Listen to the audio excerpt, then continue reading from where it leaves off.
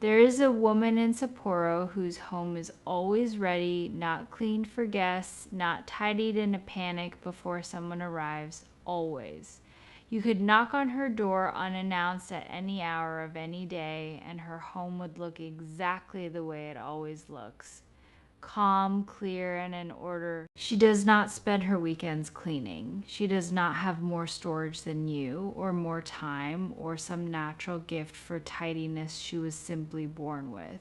What she has is a single habit, so small and so quiet that she would struggle to even call it a habit. And it is the reason her home never ever becomes cluttered.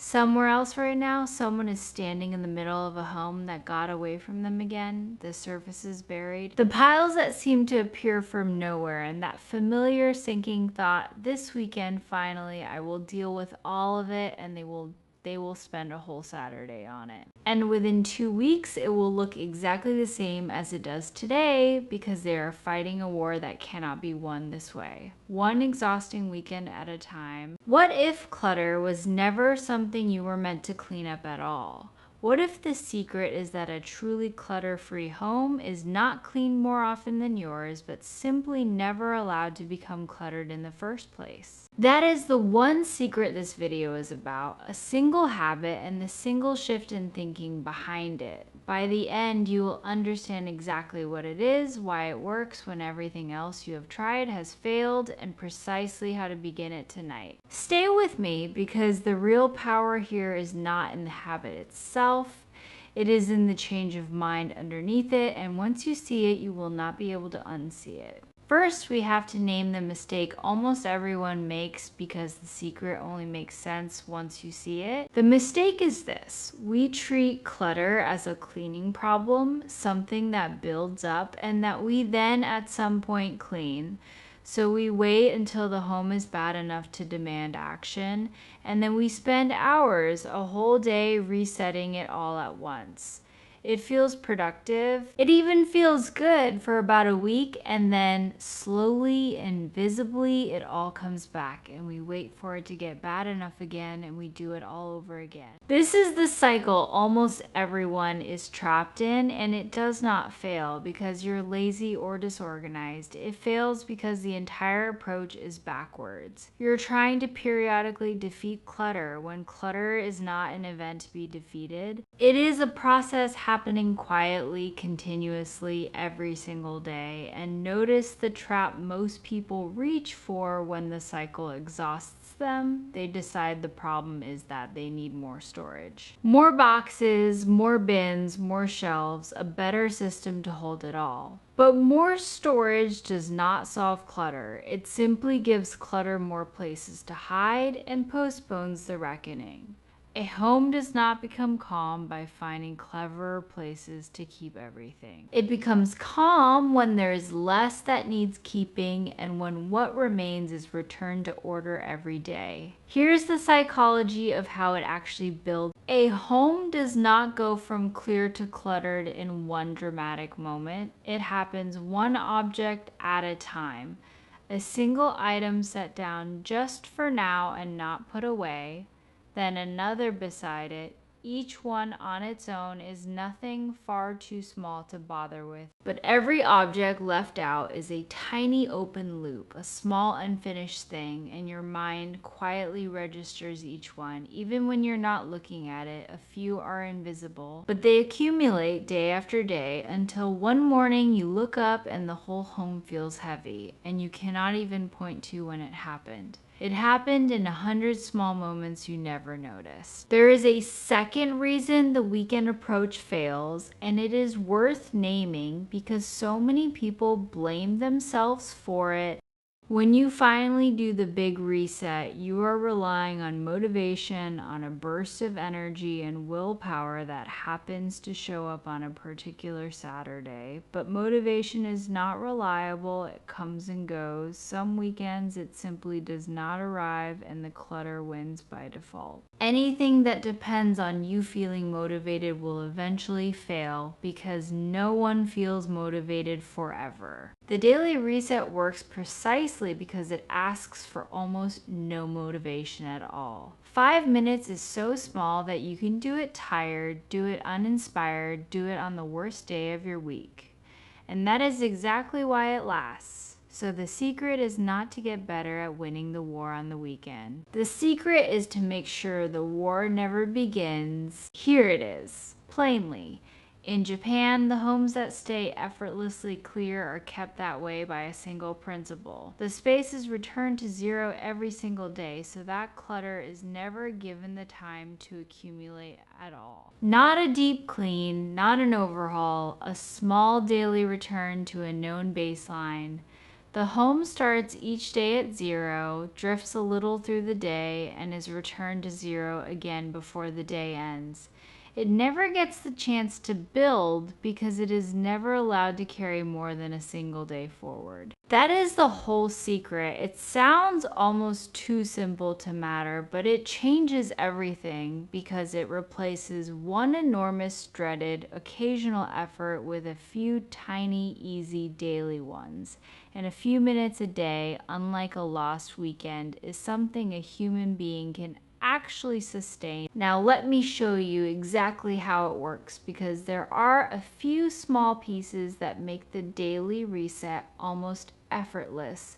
The first piece, everything you own has one home. Not a general area, one specific place. The keys live on one hook. The scissors live in one drawer. The bag lives in one spot by the door. When every object has a single fixed home, putting things away requires no thinking at all. There is no pausing, no where does this go, no setting it down on a surface to decide later. The decision was already made once long ago. In Japan, this idea of a fixed position for everything is treated as the quiet foundation of an orderly home, because a home only stays clear if returning things to order is effortless. And it is only effortless when everything already has a place to return to. And there is a hidden benefit most people never notice. When everything has a home, you stop losing things. The keys are never missing because the keys live on the hook. The small daily friction of searching, the low hum of "where did I put it?" quietly disappears from your life. A place for everything is not about looking tidy, it is about a mind that no longer has to keep track of where anything is. The second piece, you put things back the moment you're done, not later. This is the small hinge the whole thing turns on. When you finish with something, it goes back to its home immediately while it is still in your hand. Not set on the counter to deal with soon, not added to the growing pile. For now, back now. Because for now is the exact moment clutter is born. Every pile in every home began as a single object that someone intended to put away later. Later is where clutter lives. Do it now while it costs you 3 seconds instead of later, when it has joined a pile that costs you an hour. This one small change done consistently does more than any amount of organizing, because if things go back as you go, there's almost nothing left to tidy at the end of the day. The daily reset becomes tiny, sometimes nothing at all. Not because you cleaned, but because you never let the mess form. Watch yourself for a single day and count how many times you set something down just for now. Each one of those is a small choice, and each one can be made the other way. The third piece, flat surfaces stay clear, counters, tables, the top of the dresser. These flat open surfaces are where clutter loves to gather because they are convenient places to set things down. So they must be defended. A clear surface has a quiet power. On a clear counter, a single item left out looks obviously out of place and you naturally put it away. But on a cluttered counter, one more thing simply disappears into the pile and there is no signal to stop. Keep your main surfaces clear, and they will do half the work of staying clear for you. A simple way to begin is to choose one surface, the kitchen counter, the dining table, whichever one collects the most, and decide that it stays completely clear from now on, just one. Defend that single surface for a week and you will feel the difference it makes to the whole room, and you will want to extend it to the next one. The fourth piece, if it takes less than 2 minutes, do it now. Much of what becomes clutter is simply small tasks postponed. The dish that could be washed now, the letter that could be opened and dealt with now, the jacket that could be hung now. In Japan, there is a quiet bias toward handling the small thing the moment it appears rather than letting it wait and grow. If a thing in front of you would take less than 2 minutes to finish or put away, do it the instant you notice it. Those 2-minute tasks left undone are what a cluttered home is actually made of, and here's the quiet mercy of it. A 2-minute task done now stays 2 minutes. A 2-minute task postponed does not, it grows. The single dish becomes a full sink. The one letter becomes a mountain of mail. The small thing handled immediately never gets the chance to become the big thing you dread. And the fifth piece, the one that ties the others together, the daily reset. Once a day, ideally in the evening, spend a few minutes walking through your main living space and returning it to zero. Not cleaning, not organized. Simply putting back the few things that drifted out of place during the day, because everything has a home, and because you have been putting most things back as you go, there is never much to do. 5 minutes, often less, and the reason it works is simple and profound. A home reset every single evening never accumulates the disorder that requires a weekend to undo. You are trading one dreaded 4-hour reset a month for a gentle 5-minute one each night. And the 5-minute version is the one you will actually keep doing.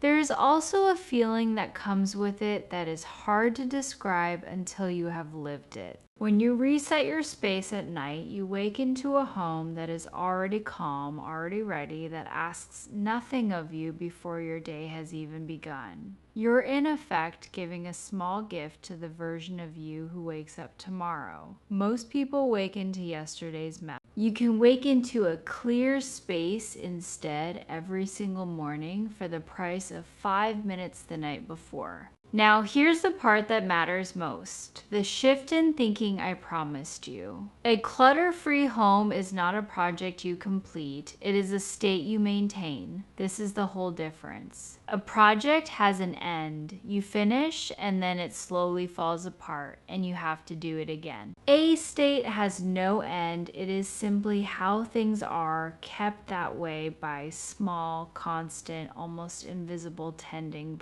The woman in Sapporo does not have a tidy home because she once did a great deal of tidying. She has it because in 100 tiny moments every day, she never lets it become untidy. This is why some people seem to effortlessly keep beautiful homes while others struggle no matter how hard they clean.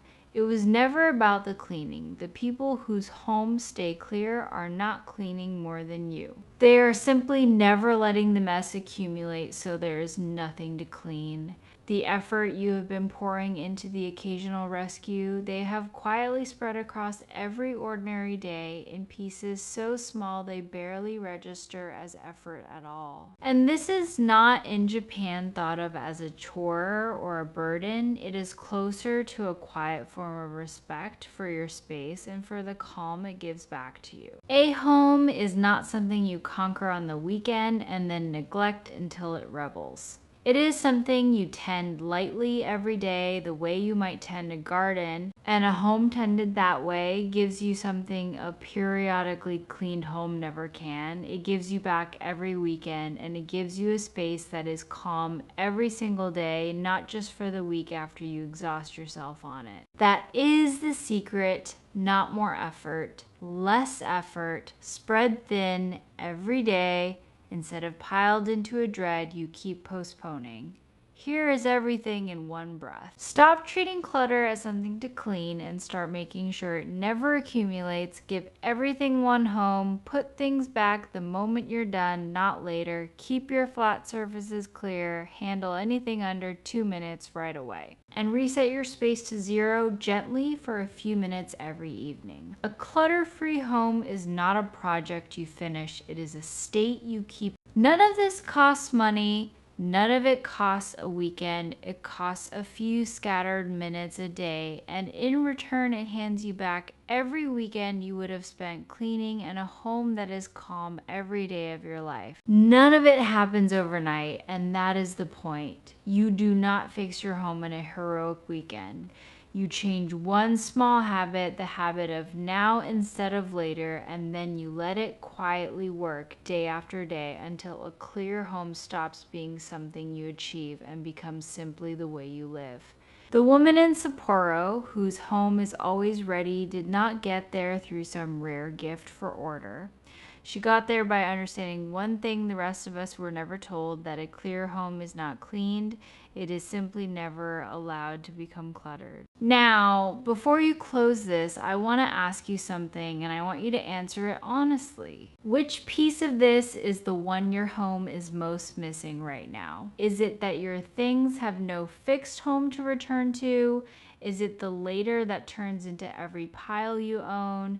Is it the surfaces you have stopped defending? Or is it simply the shift itself, finally trading the dreaded monthly reset for the gentle daily one? Drop it in the comments. Tell me the one thing you're going to change tonight, because naming it is the first step toward actually doing it, and someone else reading your comment may recognize their own home in it and feel for a moment a little less alone in the struggle. If this changed the way you see your own home, share it with one person you know who spends every weekend cleaning and still never feels caught up. They may be one small shift away from never needing to again. Take care of yourselves. I will see you in the next one. This content is for general well-being and lifestyle inspiration only, not medical advice.